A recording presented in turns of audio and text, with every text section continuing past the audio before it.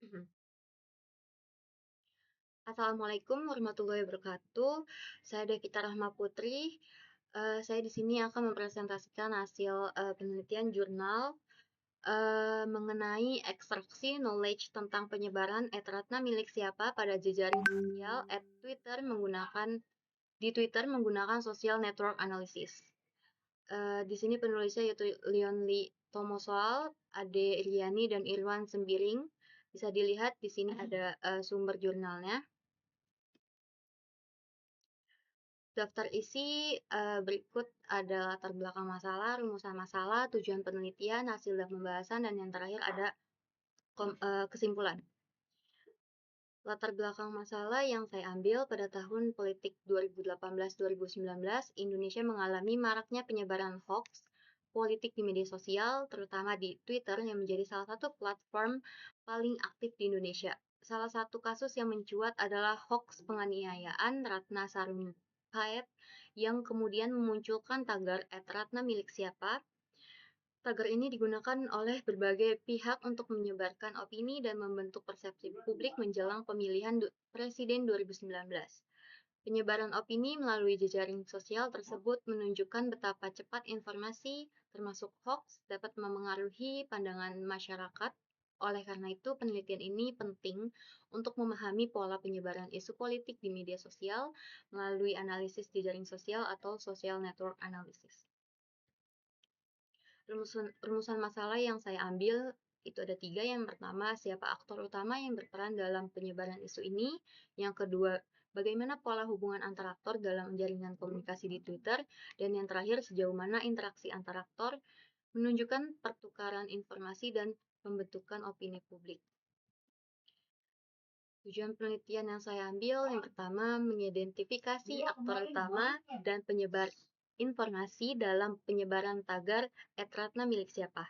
Yang kedua, mengetahui pola pertukaran informasi antar pengguna di Twitter. Dan yang terakhir, menemukan aktor boundary spanner, yaitu pengguna yang menjembatani 2 atau lebih kelompok jaringan dalam penyebaran informasi. Selanjutnya, hasil dan pembahasan yang saya ambil itu hasil penelitian menunjukkan bahwa dari 649 tweet, retweet, mention, dan replay dengan tagar @ratna milik siapa terbentuk beberapa kelompok jaringan komunikasi dengan 5 aktor utama, yaitu di sini terdapat username yaitu 04 bla bla bla bla, akun teh bla bla bla bla, ch_chotik bla bla bla bla, sejuta tema bla bla bla bla, dan multi web bla bla bla. Analisis degree centrality mengidentifikasi aktor paling populer dalam jaringan, sementara betweenness centrality menunjukkan peran penghubung antar kelompok. Ditemukan bahwa akun teh bla bla bla bla merupakan pembuat tagar, yaitu kreator, sementara 04 nak bla bla bla bla dan ch_chotik bla bla bla bla berperan sebagai penyebar utama.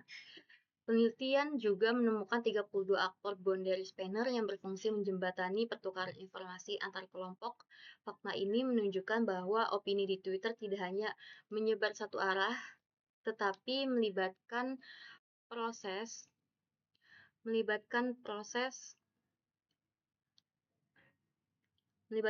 komunikasi dua arah yang membentuk opini publik terhadap isu hoax tersebut. Kesimpulan yang dapat saya ambil, penelitian menyimpulkan bahwa social network analysis efektif digunakan untuk mengekstraksi pengetahuan dari aktivitas komunikasi di jejaring sosial. Dengan menghitung degree centrality dan betweenness centrality, peneliti dapat mengidentifikasi aktor kunci serta memahami pola penyebaran dan pertukaran informasi. Penyebaran tagar @ratna milik siapa memperlihatkan adanya kelompok pendukung dan penentang yang saling berinteraksi melalui retweet, mention, dan reply. Adanya aktor boundary spanner memperkuat bukti bahwa opini publik di Twitter terbentuk melalui hubungan antar kelompok yang saling mempengaruhi. Secara umum, penelitian ini menunjukkan bagaimana media sosial menjadi arena utama pembentukan persepsi publik dalam konteks politik Indonesia. Sekian presentasi dari saya, kurang lebihnya mohon maaf. Wassalamualaikum warahmatullahi wabarakatuh.